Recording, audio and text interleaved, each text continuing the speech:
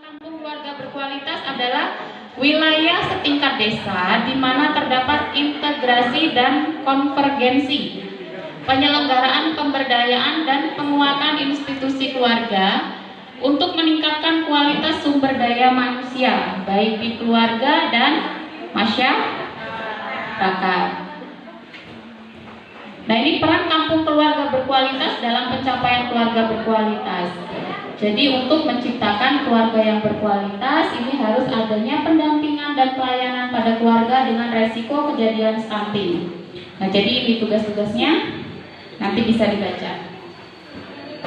Kemudian ini program dan kegiatan kementerian atau lembaga di kampung keluarga berkualitas. Ini dari BKKBN, kemudian Kemendagri, Kemendes, kemudian pemerintah. Karena apa? Pendampingan itu ada 3 faktor mengenai tentang KB, tentang sosial dan kesehatan. Jadi kesehatan bagian Bu Bidan, sosialnya bagian Ibu kader PKK yang biasanya Ibu Kepala Pekon ya, kalau di ini kan PPK. Androidnya ya. Punya Ibu sudah sampai kunjungan kedua, Bu? Ada yang belum? Ya. Kunjungan selanjutnya.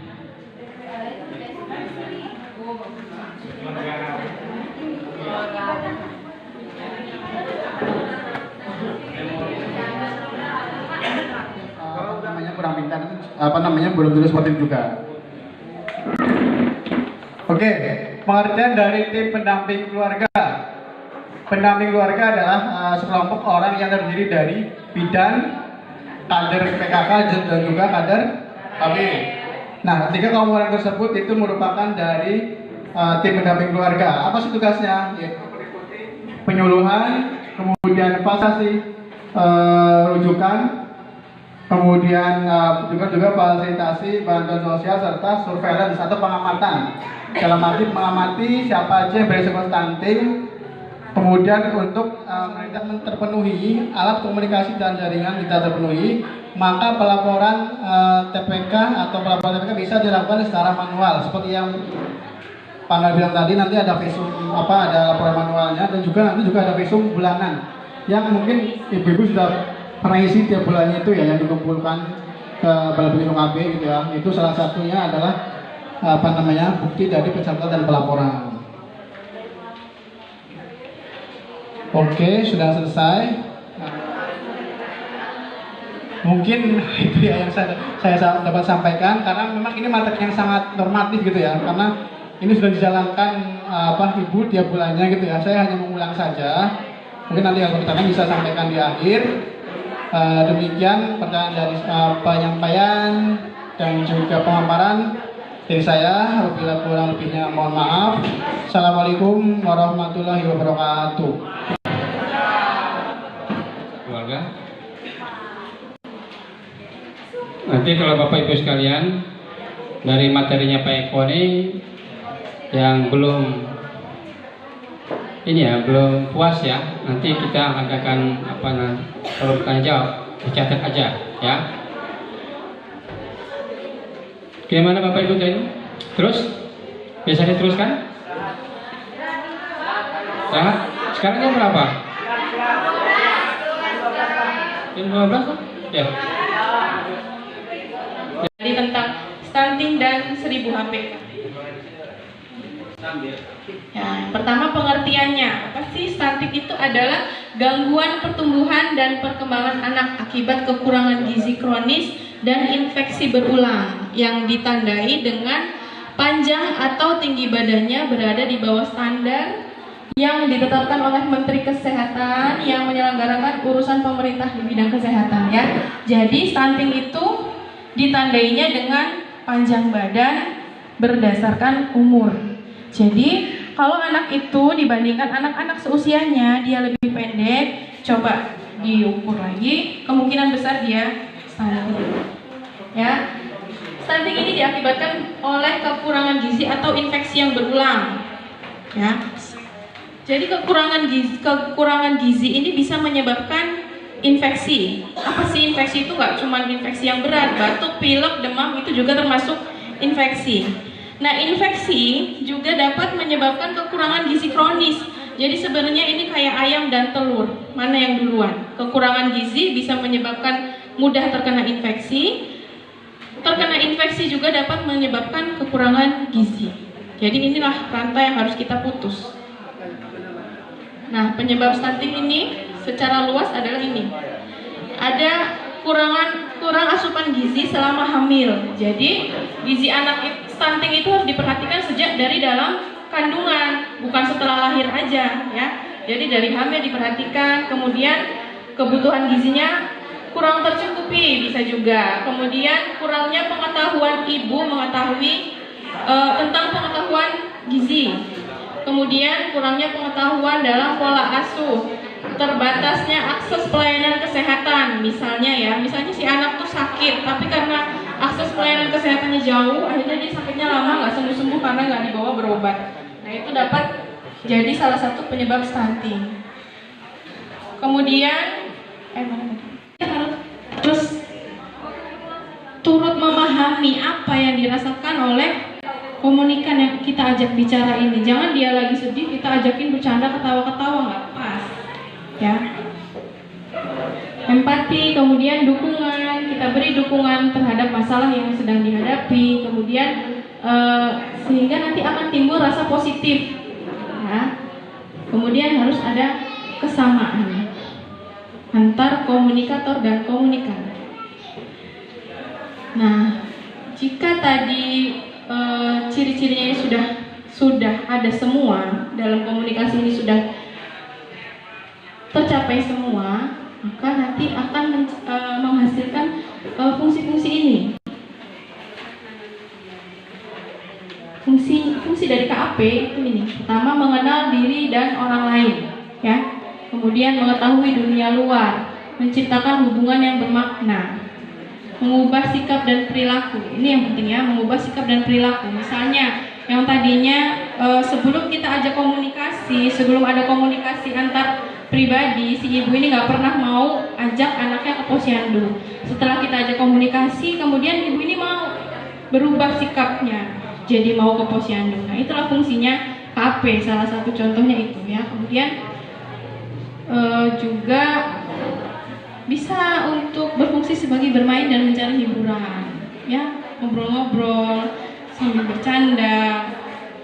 Kemudian juga dapat membantu orang lain ketika ibu ada keterbukaan. Kemudian yang kita dampingi menyampaikan masalah tapi kita juga bisa mencarikan solusi, bisa membantu orang lain. Oke. Kemudian sifat KAP itu yang pertama itu adalah diadik tatap muka ya. Jadi memang harus tatap muka, jadi harus lihat ekspresinya. Kemudian yang kedua itu komunikasi kecil, bisa tiga orang atau lebih, jadi nggak harus 2 orang. Kemudian perilaku komunikasi, itu melibatkan perilaku komunikasi verbal dan non verbal. Jadi bukan hanya kalimat, bukan hanya kata-kata, tapi juga ekspresi dilihat, apakah dia senang, sedih, antusias, atau malas gitu ya. Kemudian reaksinya apa? Spontan dan ada respon emosi. Jadi reaksinya pada saat kita ajak bicara seperti apa yang kita dampingi itu. Kemudian persuasi itu adalah upaya antar manusia. Jadi Bapak Ibu sekalian sudah punya catatan untuk apa yang mau ditanyakan, itu silakan. Kita kasih kesempatan 3 pertemuan, 3 penanya ya. Ibu-ibu, tadi kan sudah sampaikan kalau di depan ini menyampaikan materi, ibu-ibu cukup mulut satu yang bicara ini. Kemana ini? Nggak sepakat namanya. Bu, mau dilanjut nggak? Ya gantian dong. Ibu sekalian ya, bapak sekalian. kita buka forum tanya jawab. Silakan. Nih, sini. Sini.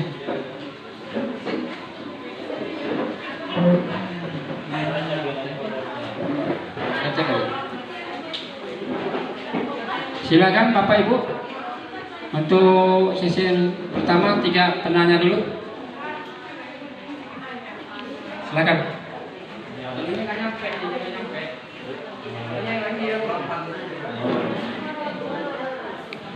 Assalamualaikum warahmatullahi wabarakatuh.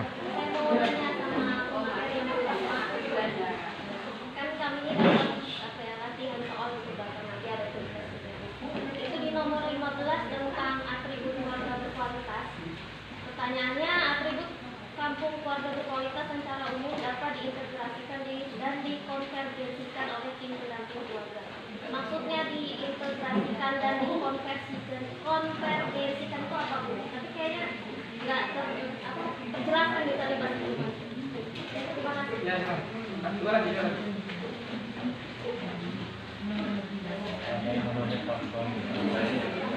Masih ada? Kalau sudah tidak ada, akan kita satu, silakan Pak. Masih ada. Terima kasih Pak. Langsung saja Pak ya. Jadi pertanyaan saya masalah pendampingan chatting. Kalau kita pendampingan chatting kan kadang-kadang keluar beresiko Pak ya. Kalau kita untuk dengar bilang kadang-kadang pengantin itu lapornya seminggu kurang seminggu kurang melaksanakan pernikahan. Jadi gimana untuk kunjungan keduanya gitu loh, karena waktunya mepet gitu loh. Apa kita rubah di kuesioner itu tadinya HP-nya kecil jadi dia biar enggak risiko gitu. Jadi gimana kita gimana? Kadang-kadang ada laporan baru 3 hari turun laporan Pak gitu loh. Gimana untuk mengantisipasi itu gitu loh. Terima kasih.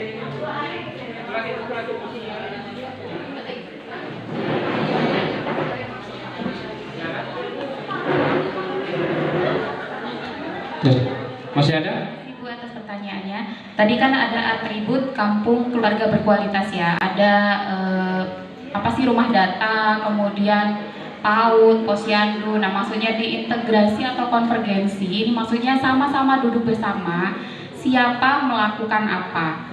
Jadi kayak rumah data, tugasnya apa saja? Sadar rumah data itu harus menyajikan data-data yang dibutuhkan di kampung keluarga berkualitas. Seperti apa? Seperti data kemiskinan, kemudian PKH, program keluarga harapan, seperti itu. Jadi rumah data itu maksudnya semua data-data yang dibutuhkan di kampung keluarga berkualitas itu adanya di rumah data. Kemudian di posyandu itu kegiatannya pemantauan pertumbuhan ya Bu ya, terutama yang stunting itu tadi. Jadi di posyandu itu menyajikan data-data balita atau bayi yang stunting. Jadi semua data stunting ada di posyandu. Kemudian ada apa lagi tadi ya?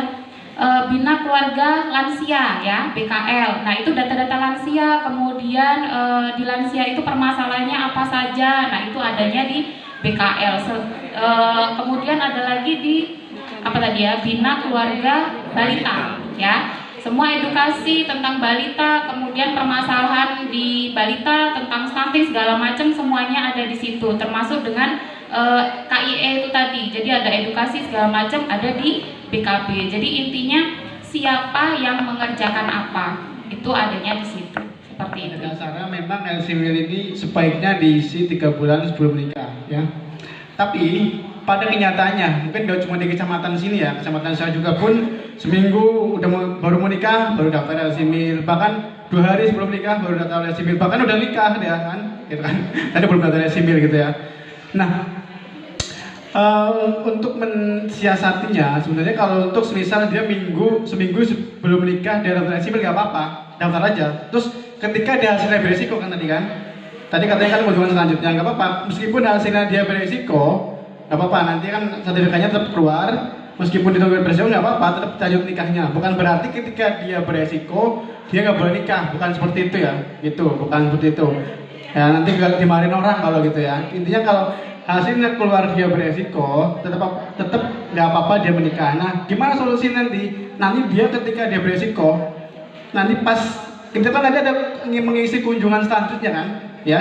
Nah pas kunjungan selanjutnya itu ada pertanyaan nanti, apakah dia sudah menikah di aplikasi itu? Ketika nanti sudah, itu akan nanti pindah ke pendampingan PUS, ya. Nah disitulah intervensi Bapak Ibu semua. Ketika nanti itu masuk pendampingan PUS dan dia masih berisiko, itu nantilah di situ KIE-nya. Dalam artian gimana KIE tentang apa? Gimana caranya dia nanti menikah, hamil itu nanti si beresikonya itu berkurang atau udah nggak ada. Semisal kayak seminggu sebelum dia hamil, seminggu sebelum dia nikah, semisal dia daftar SIMIL terus HB-nya dia kurang, gitu kan? Nah, tapi mau dikejar ini nanti waktunya nggak cukup nih. Kalau dia pas nikah ini seminggu ini nggak cukup waktunya buat ngejar HB normal gitu ya. Nah, nanti solusinya adalah dikejar dia di pushnya sebelum dia hamil, gitu. Paham? Nah, di pushnya itu nanti sebelum dia hamil diusahakan HB-nya itu nanti dia normal, gitu. Nah, dengan cara ya mungkin nanti bisa komunikasi dengan orangnya, Bu, Ibu jangan hamil dulu. Ibu ibaratnya ini HB-nya kurang. Kalau ibu nanti hamil, konsekuensinya mungkin anaknya kan beresiko stunting. Jadi mengkonsumsi tablet tambah darah dulu sampai nanti HB normal, kemudian baru bisa hamil. Itu soalnya seperti itu. Gimana Pak? Ada yang tanya lagi? Cukup? Cukup Pak. Ibu? Yang pagi? Enggak, kalau enggak saya mau nanya ini. Mungkin itu yang saya dapat sampaikan. Terima kasih. Terima kasih atas penjelasannya dari Bapak Eko. Mudah-mudahan Bapak Ibu sekalian puas ya atas penjelasannya. Masih ada yang perlu tanya? Kalau sudah tidak ada, artinya Bapak Ibu sudah memahami mana Ibu Sofi tadi? Hah? Oh, ya Pak, Bapak dulu saya nunggu Ibu Sofi aja.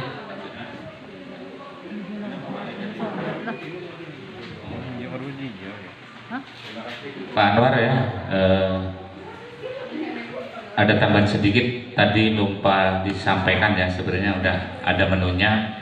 Jadi di aplikasi SIMIL itu di pendampingan Catim di bawahnya itu ada pendampingan PUS, pendampingan Bu Hamil ya. Tadi kelewatan tidak diulas. Nah, karena waktunya mepet juga, jadi bentuknya sama. Nanti yang dimasukkan di aplikasi sesungguhnya itu data yang sesungguhnya real dari ibu hamil yang kita dampingi atau PUS yang kita dampingi atau baduta yang kita dampingi. Ada 5 indikator kalau nggak salah. Ada baduta, balita, PUS, ibu hamil dan calon pengantin. Nanti ada semua di situ, ya Bu ya. Nanti ketika ibu atau bapak mendampingi ibu hamil, ya pendampingannya diklik di menu ibu hamil. Ya, nanti ada pilihan. Di pendampingan itu sama Bu, bentuknya sama kayak calon pengantin. Kalau cuman calon pengantin itu nanti akan berakhir dengan munculnya sertifikat. Namun kalau untuk ibu hamil, PUS dan sebagainya itu hanya pendampingan, berbentuk pendampingan simpan. Jadi tidak muncul sertifikat atau apa dari aplikasi tersebut. Ya, jadi ketika aplikasi SIMIL yang versi baru, versi 2.0 nanti sudah dirilis, ibu-ibu nggak perlu membuat perlu mengisi Google Form lagi, Bu. Jadi semua pendampingan ada di situ. Ibu tinggal mengisi visumnya untuk kelengkapan SPC untuk ngeklaim data ngeklaim dana hak-hak Bapak Ibu semua. Ya, nanti kemungkinan lebih dari yang kemarin ya, walaupun yang kemarin diterima berupa pulsa dan berupa nominal yang nggak tahu berapa itu, tahun ini mudah-mudahan lebih besar.